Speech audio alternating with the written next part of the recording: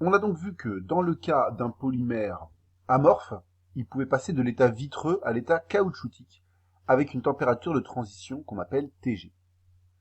Dans le cas d'un polymère qui est semi-cristallin, on observera quelque chose de similaire, mais avec également une différence importante. En effet, lorsqu'on chauffe un polymère semi-cristallin, on observe également une transition vitreuse, avec le passage d'un état dur, vitreux, à un état qui sera plus mou, plus caoutchoutique. Mais au sein du polymère, seule la phase amorphe est passée de l'état vitreux à l'état caoutchoutique. La phase cristalline, elle, est restée inchangée. Et si on continue de chauffer le polymère, on observera une fusion de la phase cristalline qui va véritablement devenir liquide. Autrement dit, on observera une deuxième transition de phase, une température qu'on va appeler cette fois véritablement la température de fusion, dans laquelle on va avoir une perte de viscosité brutale et on va passer d'une phase caoutchoutique à une phase liquide.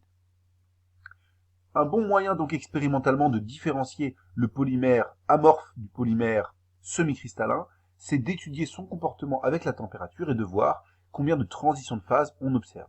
Si on n'observe que une transition de phase, en général, c'est qu'il est amorphe, et si on en observe deux, en général, c'est qu'il est semi-cristallin. Dans le cas du polymère thermodurcissable, si on le chauffe, il n'y aura pas de changement d'état, puisqu'il ne fait que durcir au fur et à mesure de façon continue. Par contre, au bout d'un moment, on observera une dégradation, c'est-à-dire qu'on va l'endommager à cause de la température. Application. On donne ici deux courbes qui montrent l'évolution du volume molaire d'un polymère en fonction de la température. L'une d'entre elles correspond à un polymère amorphe, l'autre correspond à un polymère semi-cristallin. À vous d'attribuer dans quel cas on a le polymère amorphe et dans quel cas on a le polymère semi-cristallin en fonction de l'allure de ces courbes et de commenter. Je vous laisse le faire en mettant pause sur la vidéo et je donne le résultat dans quelques instants.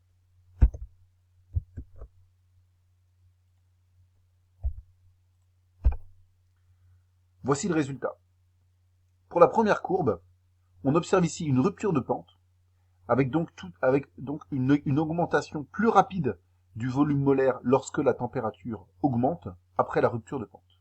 Puis on observe une forte modification du volume molaire de façon brutale à une certaine température.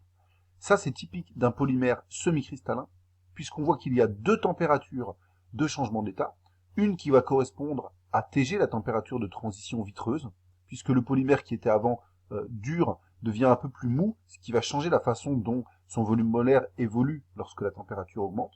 Et puis ici, un changement brutal donc de volume molaire, ça c'est parce qu'il y a une véritable fusion des cristallites, donc la température de fusion. Ici, clairement, il s'agit d'un polymère semi-cristallin. Dans le deuxième cas, on voit qu'il y a une rupture de pente ici, qui va correspondre à une transition vitreuse, mais ensuite pas de température de fusion. Donc il s'agit très probablement d'un polymère amorphe. Alors évidemment, peut-être que c'est un polymère semi-cristallin, mais qu'on n'est pas allé suffisamment loin en température pour voir le deuxième changement d'état. Donc ça, c'est une possibilité à prendre en compte. Mais si on vous donne, a priori, ici, l'information que l'un d'entre eux est semi-cristallin et que l'autre est amorphe, ben dans ces cas-là, c'est forcément lui qui est semi-cristallin, et par élimination, l'autre qui sera amorphe. Les facteurs influençant la température de transition vitreuse, on peut les comprendre en comprenant ceci. Plus la mise en mouvement des chaînes nécessite un apport d'énergie important, plus la température de transition vitreuse sera élevée. Donc tout ce qui va augmenter la cohésion dans le polymère, tout ce qui va augmenter les interactions entre les chaînes, eh bien, va faire augmenter la valeur de la température de transition vitreuse. Exemple. La température de transition vitreuse augmente quand la masse molaire moyenne des chaînes augmente. Puisque si les chaînes sont plus longues, eh bien, il y aura davantage d'interactions de Van der Waals entre elles, et donc ça va augmenter la cohésion dans le polymère. De la même façon, la température de transition vitreuse augmente quand il y a réticulation des chaînes. La réticulation lie les chaînes entre elles, et donc elle va augmenter la cohésion dans le polymère. Enfin, la température de transition vitreuse peut aussi dépendre des groupes latéraux qui sont mis sur la chaîne quand on a ramification. Ici, on donne un exemple expérimental, donc avec des températures de transition vitreuse pour un polyéthylène qui est ramifié par le groupe Z. Et on voit que si Z est un groupe méthyle, la température de transition vitreuse est à moins 10 degrés. Si c'est un groupe éthyle, moins 24 degrés. Propyle, moins 40. Et ici, isobutyle, moins 50. Donc plus le groupe est gros, on voit plus la température de transition vitreuse diminue.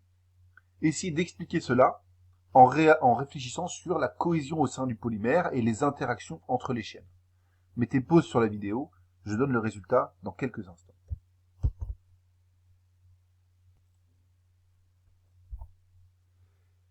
L'explication qu'on peut donner, c'est que plus le groupe latéral est important, plus il va gêner l'accolement des chaînes, et donc diminuer la force des interactions de Van der Waals entre les chaînes. Si les chaînes font moins d'interactions, il y a moins de cohésion dans le polymère, et donc il est plus facile de les séparer lorsqu'on augmente la température. C'est pour ça que la température de transition vitreuse diminue quand les ramifications sont plus grosses. Une petite remarque également, on peut ajouter des composés qui vont se glisser entre les chaînes du polymère pour faciliter le mouvement entre les chaînes et donc diminuer la température de transition vitreuse.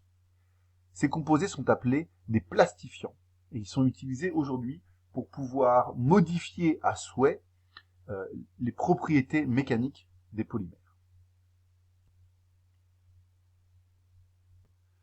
Grand 3, propriétés mécaniques des polymères. Petit 1, diagramme de traction.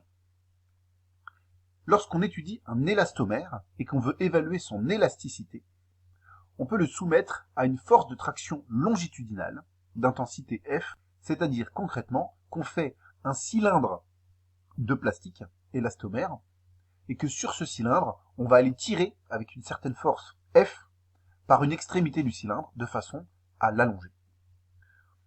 Si initialement le cylindre a une longueur L0, on mesure ensuite la longueur L associée à la force F que l'on a utilisée pour tirer dessus. Et en faisant cela pour différentes forces F et en mesurant toutes les longueurs L, on fait ensuite le diagramme suivant. En abscisse, on met l'allongement relatif, qui est L moins L0 sur L0. Donc en gros, c'est une sorte de pourcentage d'allongement. Et en ordonnée, on met la contrainte appliquée, qui est F sur S0, avec F, la force appliquée, et S0, la surface d'une tranche du cylindre. On observe alors qu'il y a 3 domaines lors de la courbe de traction. Donc en gros, quand je monte là en ordonnée, ça veut dire que je tire de plus en plus fort, et en abscisse ici, on voit l'allongement relatif qui augmente au fur et à mesure du fait que je tire. Le premier domaine, c'est le domaine de O à A, où on voit qu'on a une sorte de linéarité. Ensuite, on a un deuxième domaine de A à B, où on voit finalement que quand j'augmente ensuite, quand j'augmente la contrainte, c'est-à-dire quand je continue à tirer, eh bien on a un allongement de plus en plus efficace. Et puis ensuite, de B à C, on a un dernier domaine où c'est presque le contraire, c'est-à-dire que ça devient de plus en plus facile de tirer, puisque je peux diminuer la contrainte, ça va quand même continuer à s'allonger, jusqu'à C où on aura un point de rupture. Il faut que vous soyez capable, lorsqu'on vous présente un diagramme de traction comme ça, de bien comprendre ce qui se passe de O à A, de A à B et de B à C, et de le décrire avec le bon vocabulaire. On va donc interpréter chacun des domaines de cette courbe de traction. Dans le domaine de O à A, on est dans le domaine qu'on appelle élastique. La contrainte, sigma, est proportionnelle à l'allongement epsilon. La particularité de ce domaine, c'est que sigma va donc suivre la loi de Hooke, sigma égale grand E fois epsilon, avec E qui est une constante. Si on arrête la contrainte sigma, le cylindre de polymère retourne à la longueur L0. Il se comporte vraiment comme un ressort ou comme un élastique, avec rétablissement complet de la situation de départ lorsqu'on arrête la contrainte. Dans le domaine de A à B, on est cette fois dans le domaine plastique.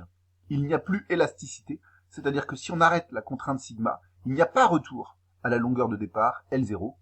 On a une déformation permanente du matériau. On observe aussi que dans ce domaine, pour une contrainte similaire, on va avoir un allongement plus grand. Donc on est vraiment en train de déformer le plastique et finalement c'est plus facile du coup de tirer sur lui. Enfin, dans le domaine de B à C, qu'on appelle le domaine de striction, on observe qu'on a donc ici, on peut continuer à tirer sur le matériau et à l'allonger, même en fournissant une contrainte qui finalement est plus faible que précédemment, Pourquoi? C'est parce que la section du polymère est en train de s'amincir, et puis finalement, au bout d'un moment, elle va tellement s'amincir que le polymère va se briser au point C. Je pense que c'est important, si on vous présente un domaine, si on vous présente un diagramme comme ça, que vous soyez capable de commenter ces trois domaines et de comprendre ce qu'il s'y passe. De plus, on va définir le module d'Young. Dans le domaine élastique, on voit que sigma est proportionnel à l'allongement, epsilon. Selon la loi de Hooke, sigma égale grand E fois epsilon. On appelle module d'Young la pente du domaine élastique. Autrement dit, sa définition, c'est E égale d sigma sur d epsilon. Pour comprendre un peu le sens du module d'Young, plus E est élevé, plus un polymère sera rigide. Autrement dit, plus il sera difficile de l'étirer, puisqu'il faudra une grande contrainte sigma pour avoir un allongement epsilon. Les ordres de grandeur de module d'Young sont, pour un métal solide par exemple, qui est très difficile à étirer, E égale 102 gigapascal, ou log de E égale 11 du coup. Pour un polymère à l'état vitreux, E c'est environ 1 gigapascal, donc log de E c'est en général 9. Et pour un polymère à l'état caoutchoutique, E c'est plutôt 1 mégapascal, donc 1000 fois moins quand même, et log de E c'est 6. On voit que comme il peut y avoir des grandes évolutions dans la valeur de E, et que de plus, pour le même polymère, quand il est à l'état vitreux ou quand il est à l'état caoutchoutique, on a quand même une variation de 3 ordres de grandeur, souvent on va représenter log de E, et non pas E directement.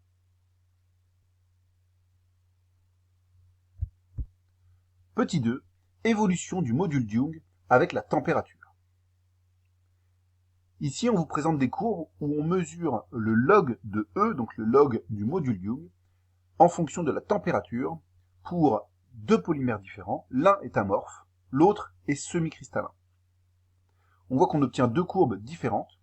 Alors pour rappel, quand log de E est élevé, ça veut dire que le polymère est très dur, très difficile à étirer, alors que quand log de E est plus bas, ça veut dire qu'il devient plus mou, plus facile à étirer.